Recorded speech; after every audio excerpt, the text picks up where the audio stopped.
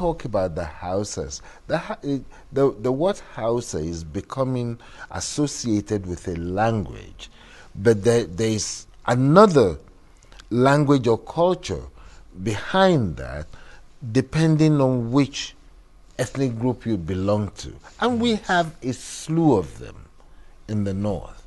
A lot of people may not know that. Now, we have a separation of religions also. We still have animists, we have Christians, and we have Muslims. Our politics have grown to a point where our politicians don't have any reason to talk to their citizenry about what they want to do to relieve them of all the things, socio-economic, the socio-economic, the quality of life, and so on and so forth. All that they will be talking about to create a larger chasm between our citizenry is religion, as if either one of us look like Jesus or Muhammad. You know, you go for a religion that was handed to you by your parents. It isn't as if we have anything to do really with the Middle East. Sir, will you prefer us talking about political marginalization rather than socioeconomic marginalization? But what causes political marginalization? You need to get involved with the politics of the country. When we start electing people that share our views, as opposed to people that are imposed on us by a godfather or a godmother or some big guy out there, then we will have a much better political platform. When you talk about the socio-economic, without the political, it's not possible.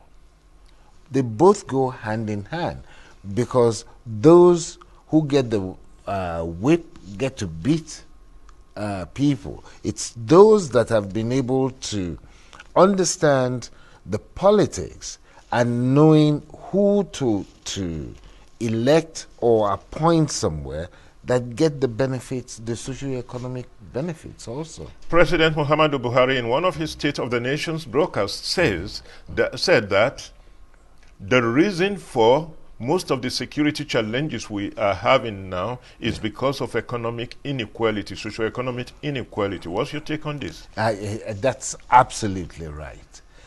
How do we correct it? How do we correct it? We need to change our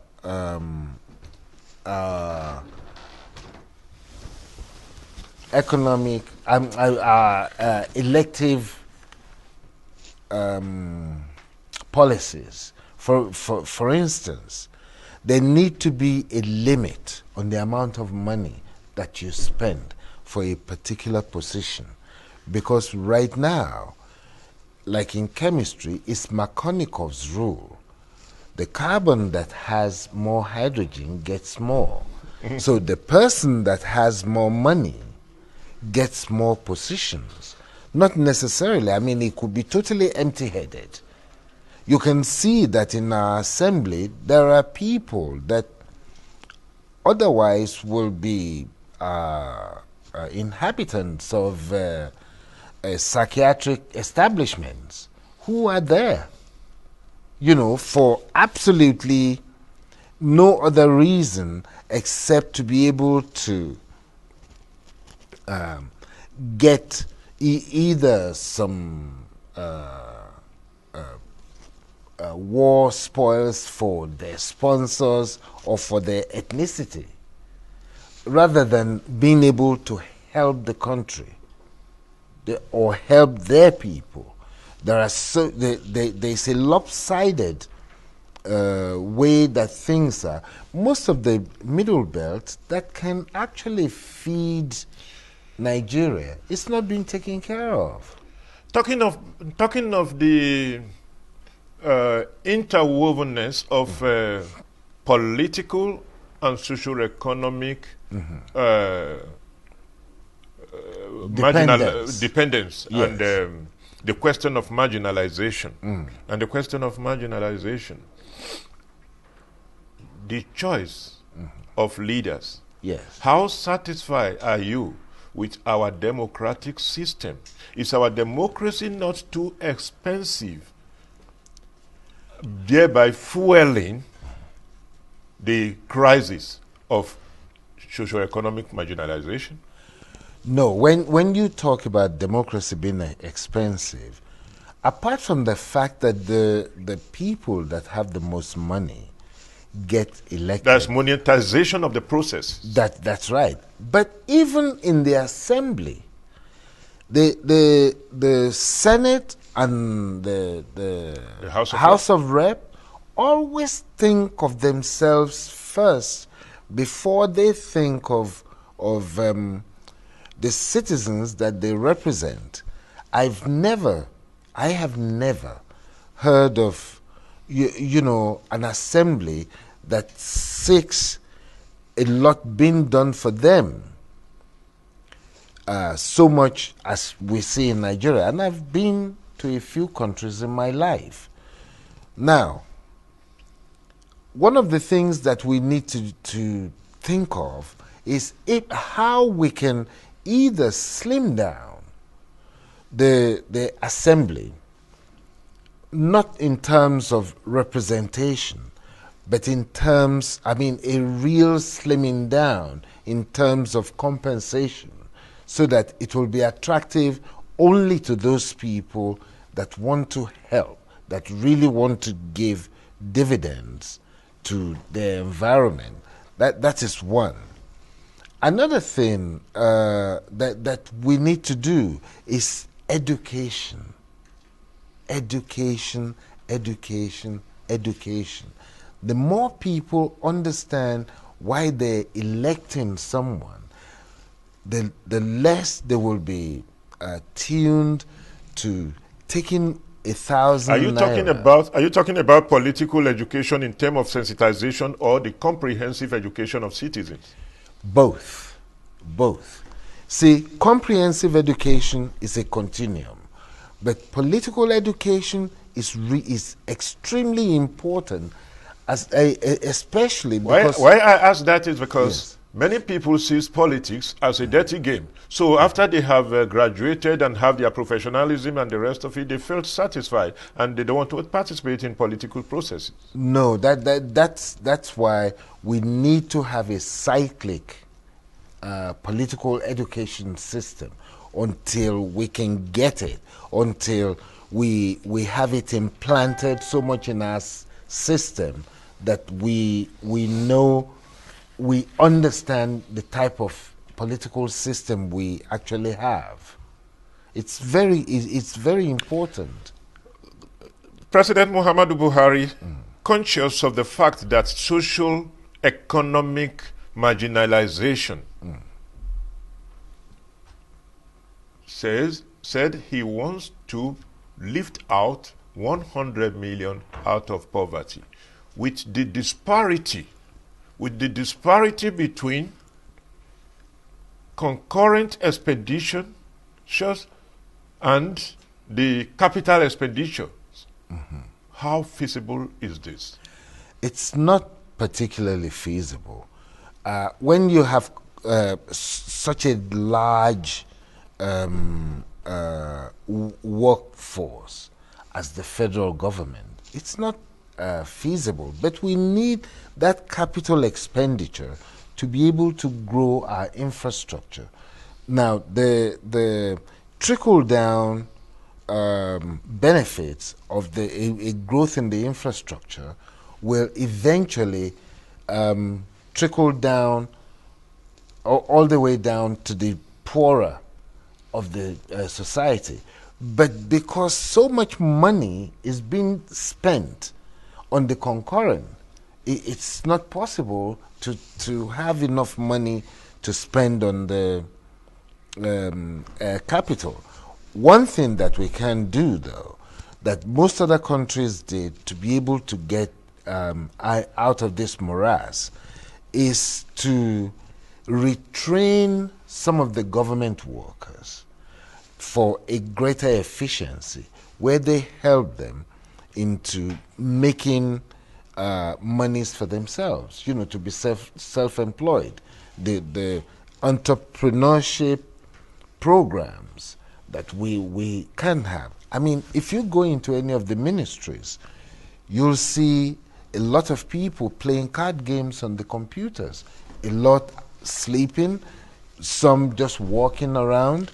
Even the sweepers have a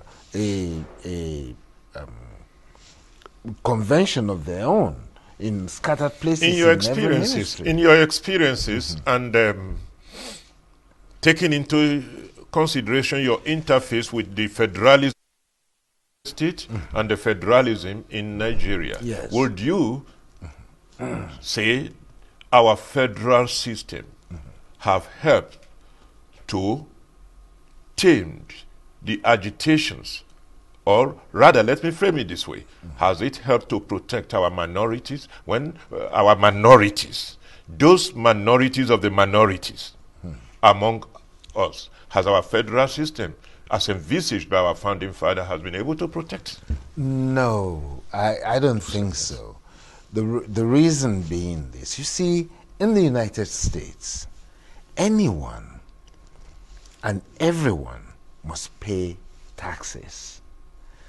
There are also two common things. There's your voter's card, which is your social security number, and this makes you a very important person in society. We have a voter's card in Nigeria, but people don't understand what that is for. That is two. The third thing is that in Nigeria, whether you pay taxes, whether you have your voter's card, do you really know where you belong? The minorities, we have a slightly apartheid system. Okay, it's supposed to be a federal system, but you have a few people that have really cornered the wealth of the nation to themselves, and you have a large mass of people that are almost constantly poor. We need to be able to grow a middle class. We cannot grow a middle class until we're able to create it. But with those infrastructures that we were talking about earlier, and then the entrepreneurship, then we will be able to have a middle class. They will be the main source of our taxes, and we will have a better country. Right now, we don't have that. We just have the very poor and the very rich. So, I don't think that it is ethnic. I think every single ethnicity will have somebody who is extremely rich because they have gotten into the political system, and the rest of their people are poor. And that is all around the country, not just any particular ethnic group. That's why. Are you concerned that these agitations is taking a more vehement approach? These various agitations are taking a more vehement approach that is threatening to our national stability?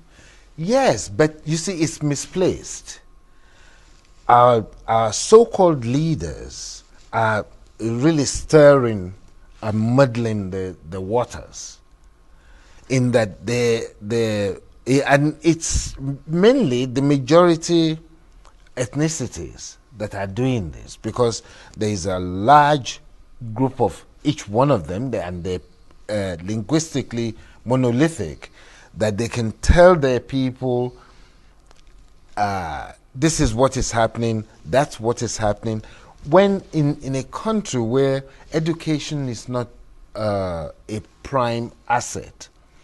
You get a lot of people that follow others like sheep, and those are the.